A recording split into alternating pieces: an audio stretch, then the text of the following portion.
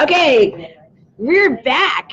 It is hour number 13 of 365 days. Yes, you can tell that's. What program are we doing? Yeah. Habit. Okay. Yeah, that's a habit, and yeah, we're a little bit. Okay, so we are on hour number 13 of our 24-hour Service Heroes Telethon, benefiting Chemo Buddies for Life, and I am beyond excited.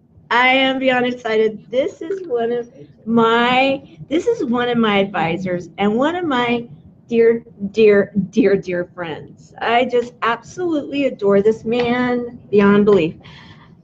Beyond belief. And anybody that knows this man knows why, because he's just amazing. So with that, AJ Puedan. Correct. I said it. She I said have it. been practicing. I have been practicing because I haven't said it right. Celebration. No, he was Celebrate like, every win you get, right? Yeah, that was a win, guys. Win. I'm finding a way to win today. And Doreen, do you want to come over and say hi? This Doreen Pearson. Right? Yeah, I'm on a roll. This is good. I may have said 365 days, but you know what? Yeah. The names are more important to me than anything, because that's where I usually struggle, guys. So Doreen is going to help me with this demonstration in just a little bit there. Okay, I'm gonna step back because I am giving you the stage. Okay. Let me just say this, you guys. You are in for a treat. When I said that there was going to be an element of magic, I didn't say that by accident. Let's just leave it there. Okay, it's been So said. I'll let you know in just a little bit. But anyways, I want to just say thank you once again for what you're doing in the world, Tamara, and Chemo Buddies for Life. This, I have a very dear friend of mine that went through all of my events, the hypnosis training, the coaching training, the speaker training, and he was always going for more, and he passed away. But I remember he made such an impression, and I see the opportunity of how Chemo Buddies for Life can do that for them. And so, heck, all of you already know it's a journey, right? Whether you're the person that is battling the fight, or you're just a person in life, there's always this battle that we're going through in this journey. And so I want to kind of give you an insight of what another way of looking at how this journey of life looks like, and some strategies to help get through that. So for this, I'm going to need the help of Doreen here, and I've got something very special here. This is where I get to tie her up, and no, she's going to do this to me. So I've got this here. Just grab this buckle right there. That buckle there. And I get my arm in here, and then I have a strap right there, and then you're just going to strap that in, just like a belt. And you're going to go, yeah, like that, Doreen. I should have known not had someone else pick for her. Anyways, go ahead and just do all the buckles as fast as you can from the top to the bottom. And when you get to the bottom, I'll let you know what's next. So what Doreen is putting on me is a straitjacket, right? It's made out of canvas. It's got leather straps. There's leather buckles, double riveted steel buckles and everything. And they used to put this on the criminally insane so they wouldn't hurt other people or even hurt themselves. Some places, they no longer use these because they consider it cruel and unusual. And I'm going to back up, and you're going to see the cruel and unusual part there. You got that last buckle there? All right, one more there. The cruel and unusual part is right there. That's the strap right between my legs, so I'll hand it back to you. And you got that? Got that one? Okay. All right, go ahead and grab that strap and make sure that's insecure as well. Thank you very much, Doreen. And then lastly, after that, you're going to get my arms. You're going to grab that strap, that one. And this one, I want to yank on it, pull on it, tug on it, get it to the very last hole possible, get it super tight. Right? One more. There you go. That's right. There you go. All right. Thank you very much. You're welcome. I'm going to turn around so you can see the straps and buckles behind me real quick. Now, let me ask you, for those out there, when you're going through life, how many of you have ever felt like this before? Raise your elbows, right? Not that you've ever been in a straitjacket before, but you could definitely relate to the ideas of wanting to be more, do more, accomplish more, and yet feel like your hands are tied behind your back, that something's holding you back. Maybe it's your health, maybe it's doing things by yourself, maybe it's finances, maybe it's time. There's lots of things that can hold a person back.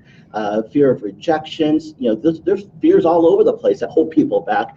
Some of the ones that I have found that has held a lot of people back is really a supportive culture or environment. Doing things by yourself just isn't fun, and I see people who are stuck and they're like, well, how'd this jacket get put on me? How'd this restriction get put on me? And they realize, what, I'm just going to have to accept this is my life. And they just go about their life like that because they think there's either no reason to get out of this because, hey, I'm just stuck. This is something I'm just going to have to accept. And you know what? It's not fun. It's not fun. Now, there's other people out there who says, you know what? Look, I might be battling things, but I don't have to live this way. For some people,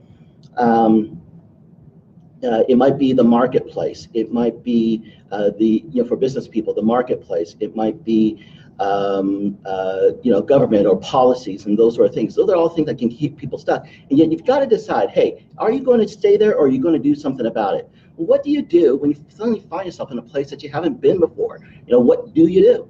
I was in North Carolina and I was backstage at a event that had 10,000 people in the audience, and I'm backstage with in the green room with Jeff Gordon, the race car driver, and he's telling me about how he's going to go into turn 3, and when he does, he's going to have to pay attention to the car in front of him, the car behind him, how his right tires feel compared to his left tires, 3 gauges. He's going to listen to his pit crew in one ear, teammates in the other ear, and then all of a sudden when he gets into the curve, he's going to have to clutch, brake, downshift, accelerate, clutch, brake, upshift, just all this crazy stuff. It's like, all in 3 seconds. It's like, Jeff, how the heck do you do that? And his response to me was kind of surprising. He simply says, well, I know the first thing I need to do is get in the car. In other words, get into the game, do something, right? Doing nothing is definitely not the answer. So you find yourself stuck in a place you don't want to be, don't just stand there. Do something about it, okay? Even if you don't know what to do something. Get out of it, because you don't want to be stuck. You shouldn't have to be living alone that way. Oh, gosh. Whew. Okay, well, that was a lot tougher than I thought. But you know what? I tried, and I guess I'm just stuck in this, right? So I tried, and I go about my life. This is what most other people do.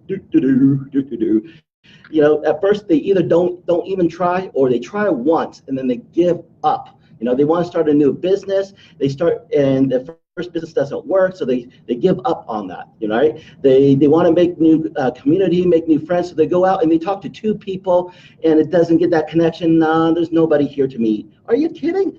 There's a whole building full of people, and yet there's only 2. You talk to 2 out of that, right? So hey, at first you don't succeed. What should you do? Try again, right? So some people are going to give up after that first try. Others are going to say, no, that's not me. I don't have to live that way. I'm getting out of this. Okay. Hey, guess what? I tried twice and it didn't work. I guess I'm just going to have to live my life like this, right? Look, I started a new business. I went to a seminar. I bought some tapes. There's still tapes. You can tell how long I've been doing this. I bought some audios. They're over there on the shelf in the cellophane. Didn't change my life. That's what we call shelf help, right? And so it's not enough to just keep trying and trying and trying. If you notice the way I struggled the second time, it looked a lot like the way I struggled the first time. And the reason why is because I was doing the same thing, expecting a different result. Also known as the definition of what? Insanity. You said it, right? So instead of doing the same thing, let's do something different, right? Let's, instead of panicking, I could fight the entire jacket, and the leather straps, the buckles, fight the entire jacket to get free. I could fight policies. I could fight government. I could fight cultures. I could fight, taxes, the economy. There's a lot of things I can fight. But instead of fighting everything and panicking, why don't I focus? Get present. Be here right now. Instead of thinking of all the things I can't do, what can I do? Maybe I don't fix everything in one full swoop. Maybe I don't get the freedom I want in one swoop. but maybe I can just get some movement, a small win instead of a big win, like an elbow, like a sale, or one win, like one connection with a person. Maybe I can get, one more person to have awareness and shift their mindset. But that small thing can lead to more movement. Pretty soon, I get more movement, more movement.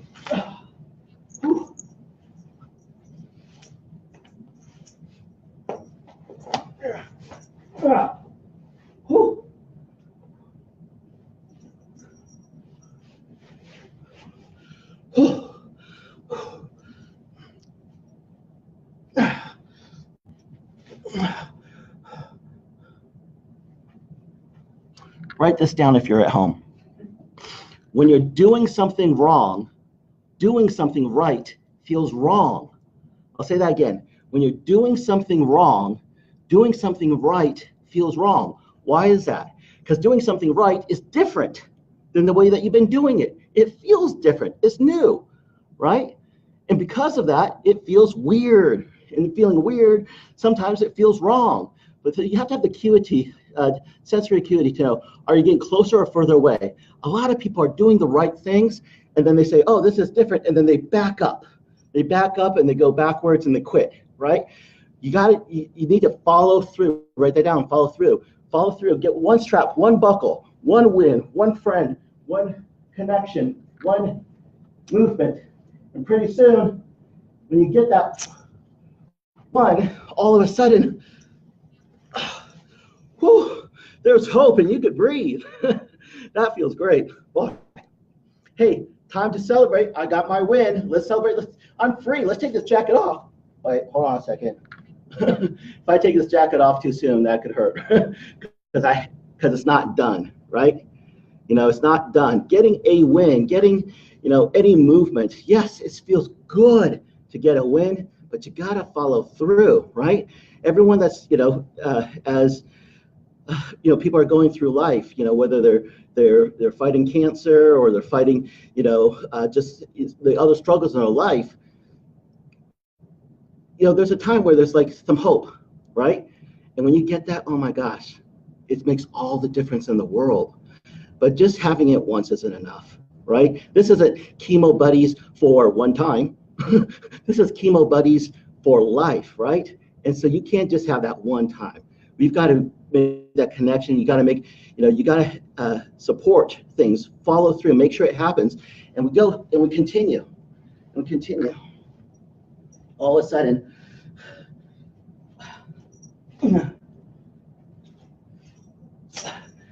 get one strap, one more buckle until you get what you're really looking for, and that is that freedom.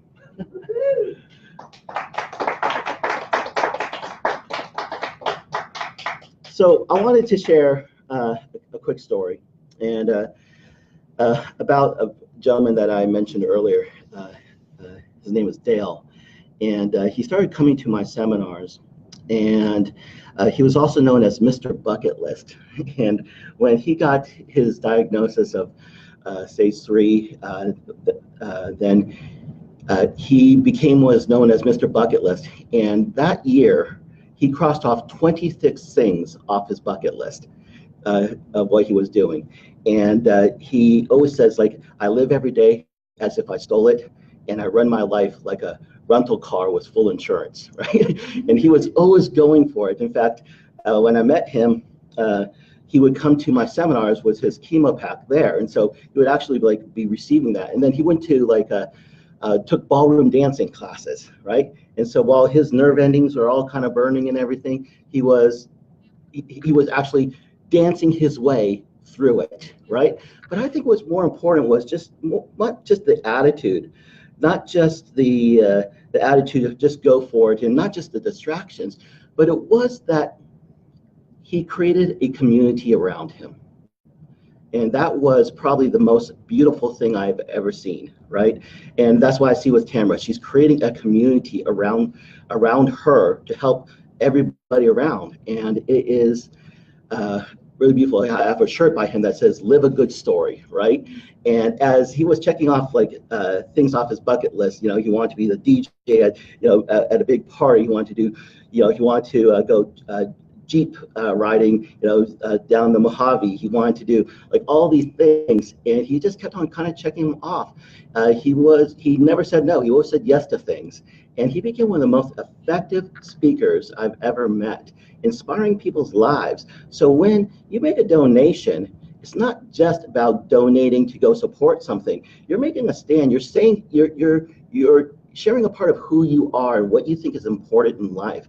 And so, Tamara, you are, you know, doing something absolutely amazing. And one thing that Dale got started, and I don't think he got a chance to finish to what he really wanted to do. I could really see that opportunity. And so when I met Tamara in Reno, just like, I don't know, 6-8 months ago or something like that, 6-8 months ago or so, it's like, oh my gosh, this is great, you know? And I have a pretty busy life. I have actually a ridiculously busy life, and I don't really have a whole lot of time and stuff like that. I do what I can, you know, to support Tamara and what she's doing. And I want to encourage all of you to do that, because no one should be held back. No one should be held back, especially be alone, you know, because, you know, part of my story is, you know, when I was 14 and going through high school, I was had a lot of teenage angst. In fact, I was on antidepressants. I was suicidal, and a lot of it had to do with feeling invisible and feeling alone, and like no one could understand, you know, where I was coming from. And so I know the importance of having and how precious that connection really is. And so that she's taking, you know, someone who inspired me, Dale, combined with one of my biggest, most important lessons in my life, which is community together. It's absolutely beautiful, you know, because here's what all of you need to know, you know, is that we do see you. We see you, all right? You're not invisible. You're not alone. We see you. You matter, right? And the fact that you are battling something that very few people could do, right, or need to do, and it's just, it sucks.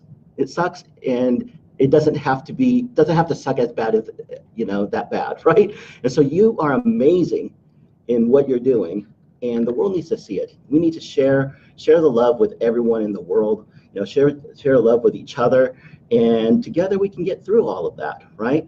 And so I just wanted to encourage that again. And so I have developed a program. Now I am a hypnotherapist, and one of the programs I have is called Eliminating Self-Sabotage, because people get stuck, and they can blame a lot of things in life for putting them in that position. But a lot of times they get stuck, or there's a way out, and they just haven't taken that way out because they're sabotaging their own success. You know, if you are sabotaging your own success, no book, no coach, no seminar, you know, no program is going to help you if you are the problem, right? And so as a hypnotherapist, I developed a program called Eliminate Self-Sabotage. It has 4 audios on it, okay? And you listen to each audio for an entire week, you know, any time of the day. It's about 20, 30 minutes. So you listen to one audio for 7 days straight, then you listen to the second, third, and fourth. And the first audio of this helps get on a subconscious level to help you discover what actions, what do you do, what is it that's standing in your way for self-sabotage? How do you self-sabotage yourself? What is that brick wall? And by doing that over 7 days on a subconscious level, you'll discover that. The second one addresses what we call secondary gain. In other words, this other reasons why, you know, you might self-sabotage, you know, even how you benefit from self-sabotaging your life. And this gives you a chance to totally reinvent who you think you are, right? And that's the second audio. The third one eliminates that self-sabotaging behavior, so it eradicates it, so you never have to deal with it again, right?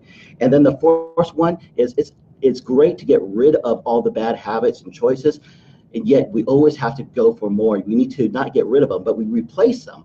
And when we replace it for what difference are you going to make in this world, right? So, you know, my friend Dale, he just didn't accept that, you know, the negativity that was put into his life. He says, how do I make this positive? How do I make impact? Because he didn't just impact the lives of other, you know, other people with cancer.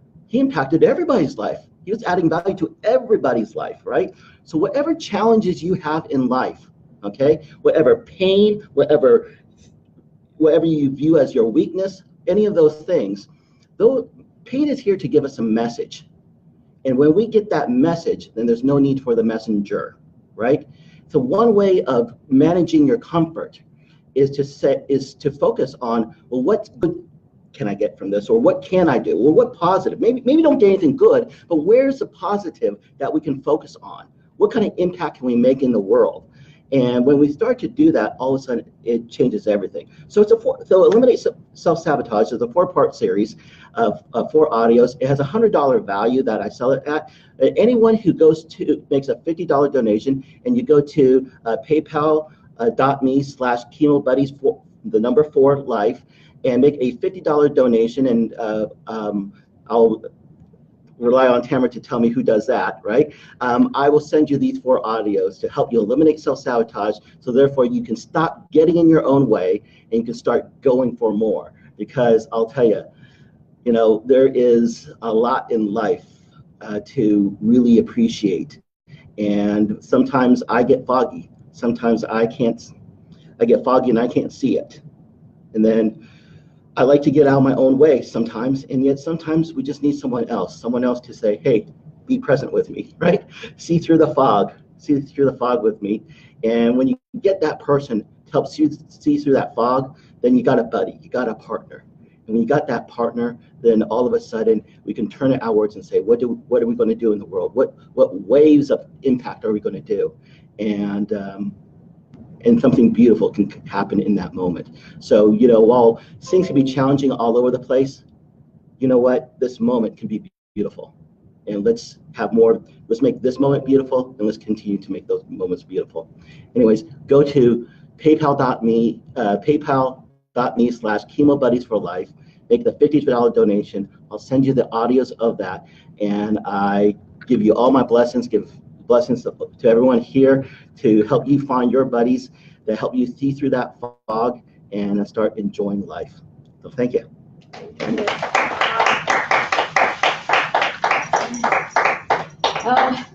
Thank you. Isn't this man incredible, guys? Just absolutely a gift to us all. Thank you so much, AJ. I appreciate you so very much. My pleasure. Thank you, Doreen. It's nice to meet you. And I'm thrilled. I'm just so thrilled. We are going to continue in this hour, and I'm going to get my clock, and so I can stay on top of it. We have 2 guests that are going to be coming on right now, and I'm going to grab this so that we can stay on schedule here. And our 2 guests, you may be in the queue. I'm not sure if you are or not. They have a show that they do, and I was lucky enough to be a part of it in Los Angeles. In fact, I was here in Vegas, and I drove to Los Angeles and around all the way to get to Los Angeles. I think I went to San Francisco, it felt like, to get there because of the traffic. However, it was so worth it because of Janet and Gail. So Janet and Gail, let me look at here. Did I do a second show? No, I didn't do a second show. So you are the second part of this show. And let's see. You should be showing up here soon. I need you to log in, and what I will do here is I will copy the link one more time. I will send it over to you, Janet, and so that you can get on, because I believe the plan was that you 2 were going to be at Janet's house to connect. So Janet, the link is coming back to you right now. And let's make this happen. And as we're waiting, I want to say that I was really very pleased, unbelievably honored to have my friend AJ come. And